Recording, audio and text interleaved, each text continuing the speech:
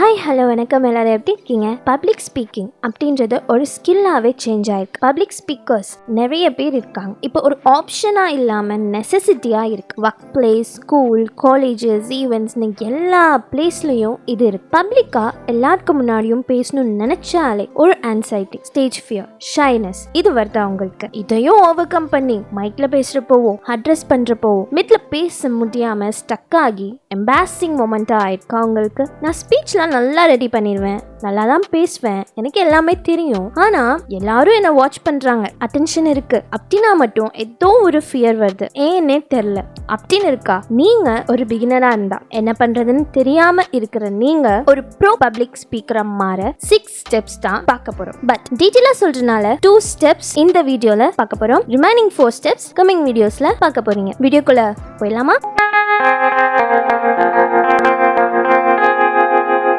How to overcome public speaking anxiety. To be honest, public speaking அப்படின்னாலே எல்லாருமே anxious ஆவாங்க. இது ரொம்ப நேச்சுரலான விஷயம் தான். எவ்வளோ பெரிய ஸ்பீக்கராக இருந்தாலும் சரி, அவங்க கூட சம்டைம்ஸ் நர்வஸ் ஆயிடுவாங்க. இப்போ இருக்கிற கிரேட் ஸ்பீக்கர்ஸுமே ஸ்டார்டிங்கில் இதெல்லாம் ஃபேஸ் பண்ணிட்டு தான் வந்திருப்பாங்க. அவங்க ஓவர் கம் பண்ணனால தான், எக்ஸ்பீரியன்ஸ் மூலமா தான் இப்போ அவங்க இருக்கிற ஸ்டேஜ்ல இருக்காங்க. அவங்களால முடியறப்போ உங்களாலையும் கண்டிப்பா முடியும் தானே. ஸ்டேஜ்க்கு போனாலே ஒரு ஃபியர் வருதுன்னா அது நேச்சுரல் ரெஸ்பான்ஸ். க்ரௌட ஃபேஸ் பண்றப்போ ஒரு ஃபியர் என்னன்னே தெரியாம, ஆடியன்ஸ் ஹார்ம்லெஸ் தான், அவங்க உங்களை எதுவுமே பண்ண போறது கிடையாது, பட் ஏதோ ஒரு டேஞ்சர் இருக்கிற மாதிரி உங்களுக்கு ஃபீல் ஆகும். இது ஒரு ரீசன். இன்னொன்னு, உங்களோட ப்ரீவியஸ் எக்ஸ்பீரியன்ஸ், நெகட்டிவ் இன்சிடென்ட்ஸ், இதனால இன்டென்ஸ் ஃபியர் கிரியேட் ஆயிடும். மேபி ஃபார் இன்ஸ்டன்ஸ், நீங்க ஏதோ ஒரு பிரசன்டேஷன் பண்றப்போ ஏதாச்சும் நீங்க மறந்து போய் இல்ல நடுவுல வந்து ஸ்ட்ரகிள் ஆகி நின்னப்போ எம்பாரஸ் ஆகி ஆடியன்ஸ் உங்களை பார்த்து ஃபன் பண்ணி உங்களோட கான்ஃபிடன்ஸ் எல்லாமே லூஸ் ஆகியிருந்தா, அகெயின் அதே மாதிரி ஒரு சிச்சுவேஷன்ல நீங்க பிரசன்டேஷன் பண்றப்போ அதே ஸ்டேஜுக்கு போறப்போ உங்களுக்கு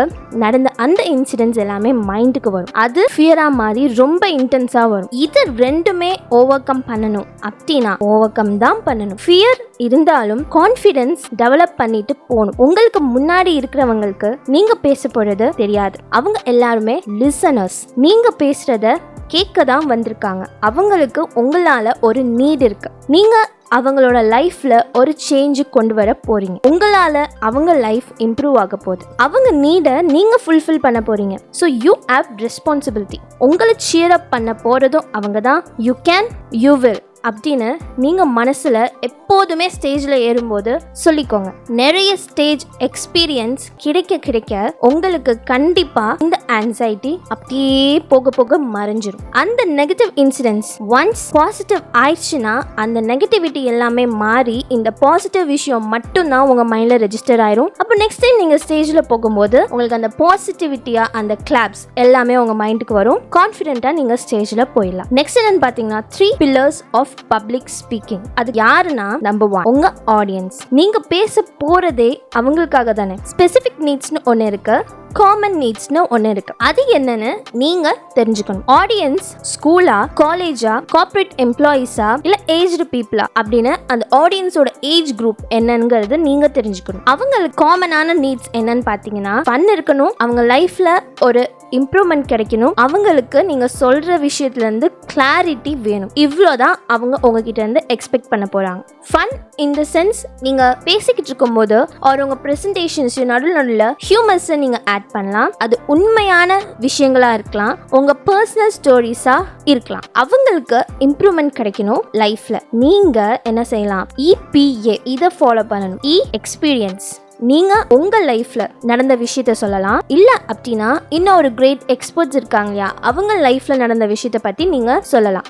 பாயிண்ட். நீங்க முன்னாடி சொன்ன அந்த எக்ஸ்பீரியன்ஸ் சொன்னீங்கல்ல, அதுல இருந்து என்ன லெசன் கத்துக்கிட்டீங்க அப்படிங்கிற விஷயத்த சொல்லலாம். லாஸ்ட் ஒன் அந்த அப்படிங்கிறது அப்ளிகேஷன். இப்போ எக்ஸ்பீரியன்ஸும் கிடைச்சிருச்சு, அதுலேருந்து நம்ம லெசன் என்னன்னு தெரிஞ்சுக்கிட்டோம். அந்த லெசன் சொன்னீங்கல்ல, அதுல இருந்து இதை நம்ம லைஃப்ல எப்படி அப்ளை பண்ணலாம் அப்படிங்கறத சொன்னீங்கன்னா தட்ஸ் ஆல். இது எல்லாம் ஃபாலோ பண்ணீங்கன்னா ஆடியன்ஸ் இம்ப்ரெஸ் ஆயிடுவாங்க. செகண்ட் பில்லர் உங்களோட கான்டென்ட். ஓப்பனிங் இருக்கணும். அது பயங்கரமா எனர்ஜெட்டிக்கா உங்க டாபிக் ஏத்த மாதிரியான ஓப்பனிங் கொடுக்கணும். இன்ட்ரோடக்ஷன், நெக்ஸ்ட் மெயின் பாயிண்ட் என்ன சொல்ல வரீங்க, அதோட சப் பாயிண்ட்ஸ், அந்த சப் பாயிண்ட்ஸ்க்கு ஏதாச்சும் சப்போர்ட்டிங் பாயிண்ட்ஸ் வேணும்னா அதையும் நீங்க சொல்லலாம். Next summarise, conclusion. இதுதான் கண்டென்ட் ஃபார்மேட். வேர்ட்ஸ் நீங்க சொல்லும்போது சிம்பிளா இருக்கணும், அப்பதானே ஈஸியா ஆடியன்ஸ்க்கு போய் சேரும். ரெகுலரா நம்ம கம்யூனிகேட் பண்ணுவோம்ல, அந்த மாதிரி ரெகுலர் கம்யூனிகேஷனா இருந்துச்சுன்னா அவங்க ஈஸியா உங்க கூட ஒரு கனெக்டிவிட்டி ஃபார்ம் பண்ணிக்குவாங்க. வாய்ஸ் ரொம்ப ரொம்ப இம்பார்ட்டன்ட். எங்கே ஹையாக இருக்கணும், எங்கே லோவாக இருக்கணும், எங்கே நார்மலாக பேசணும் அப்படிங்கிற விஷயத்தெல்லாம் நீங்கள் ப்ராக்டிஸ் பண்ணி தான் தெரிஞ்சுக்கணும். சிமிலீஸ், மெட்டாஃபர்ஸ் இதெல்லாம் எங்கெல்லாம் தேவையோ அங்கே நீங்கள் யூஸ் பண்ணிக்கலாம். இன்ஃபர்மேஷன் ரொம்ப இருக்கக்கூடாது. பெயிண்டிங் த பிக்சர் அப்படின்னு ஒரு டெக்னிக் இருக்குது, அந்த டெக்னிக்கை நீங்கள் யூஸ் பண்ணணும். நீங்கள் உங்கள் மைண்டில் என்ன பார்க்குறீங்களோ அதை ஆடியன்ஸ் மைண்டில் நீங்கள் பெயிண்ட் பண்ண போகிறீங்க. அதுதான் இந்த painting the picture technique. Third, உங்களோட வென்யூ டைப். அது என்ன அப்படிங்கிறத நீங்கள் பார்த்துக்கணும். அந்த வென்யூ டைப் பொறுத்தபடி ஆடியன்ஸ் எவ்வளோ பேர் வருவாங்க, ஒரு 100 இல்லை ஒரு 50 people தான் இருப்பாங்களா, இல்லை அதுக்கும் மேலே இருப்பாங்களா, அந்த வென்யூ டைப் படி பார்த்தீங்கனாலே உங்களுக்கு தெரிஞ்சிடும் இல்லையா. அதை வச்சு நீங்களாக உங்கள் மைண்டில் ஒரு விஷுவலைஸ் பண்ணிக்கிட்டு ப்ராக்டிஸ் பண்ணுறப்போ அதை மைண்டில் வச்சுட்டு நீங்கள் பண்ணால் லைவாக பண்ணும்போது உங்களுக்கு ரொம்ப ஈஸியாக இருக்கும். செகண்ட் டைம் லிமிட் ரொம்ப முக்கியம். அவங்களே உங்களை ஸ்டாப் பண்ண போகிறாங்களா, இல்லை நீங்களே கரெக்டான டைமில் மேனேஜ் பண்ணி இருக்க போகிறீங்களா அப்படிங்கிறத நீங்கள் தெரிஞ்சுக்கணும். 10 minutes அப்படின்னா மேக்ஸிமம் ஒரு 1400 words வரைக்கும் இருக்கிற மாதிரி பார்த்துக்கணும். எமர்ஜென்சி எண்டிங், அதுக்கும் நீங்கள் ரெடியாக இருந்துக்கணும். Third one, projector. உங்களுக்கு இஃப் நீடட் அப்படின்னா அதுக்கான ஃபெசிலிட்டி அந்த வென்யூவில் இருக்கா அப்படிங்கிறத முன்னாடியே செக் பண்ணிக்கணும். இல்லை அப்படின்னா நீங்களே அதுக்கான ஆல்டர்னேட்டிவ்ஸ் எதுவாக இருந்தாலும் நீங்கள் எடுத்துகிட்டு போய்க்கலாம், இல்லை பாக்கெட் ப்ரொஜெக்டர் யூஸ் பண்ணலாம். Fourth seating position. ஆடியன்ஸ் எப்படி உட்கார போகிறாங்க, ஒரு கான்ஃபரன்ஸ் ஹால் மாதிரியா, போர்ட் ரூம் டைப்பா, இல்லை அந்த டின்னர் ஸ்டைல் மாதிரி ரவுண்ட் டேபிளில் உட்காந்துருக்க போகிறாங்களா அப்படிங்கிறத எல்லாத்தையும் நீங்கள் முன்னாடியே தெரிஞ்சுக்கிட்டீங்க அப்படின்னா அப்போது அவங்கக்கிட்ட நீங்கள் பேசும்போது உங்கள் ஐ கான்டாக்ட்ஸ் எப்படி நீங்கள் மெயின்டைன் பண்ணலாம் அப்படிங்கிறத உங்களால் ப்ராக்டிஸ் பண்ணிக்க முடியும். ஃபிஃப்த் என்னன்னு பார்த்தீங்கன்னா அக்வஸ்டிக்ஸ். குட் அக்வஸ்டிக்ஸ் இருந்துச்சுன்னா சவுண்ட் கிளியராக டிரான்ஸ்மிட் ஆகும். இதை நீங்கள் முன்னாடியே செக் பண்ணிக்கிறது ரொம்பவே பெட்டர். ஆடிபிலிட்டி, வாய்ஸ் ரொம்ப முக்கியம். நான் முன்னாடியே சொன்ன மாதிரி ஆடியன்ஸ் அதிகமாக இருக்காங்கன்னு வச்சுக்கோங்களேன், உங்கள் வாய்ஸை நீங்கள் கொஞ்சம் இன்க்ரீஸ் பண்ணி தான் ஆகணும். மைக்ரோஃபோன் நீங்கள் யூஸ் பண்ணிக்கலாம். மைக்ரோஃபோன் யூஸ் பண்ணுறீங்க அப்படின்னா அதையும் முன்னாடியே செக் பண்ணிக்கணும். கிளிப் ஆன் ஆர் ஹேண்டல்ட் இந்த மாதிரி மைக்ஸ் நீங்கள் யூஸ் பண்ணலாம்.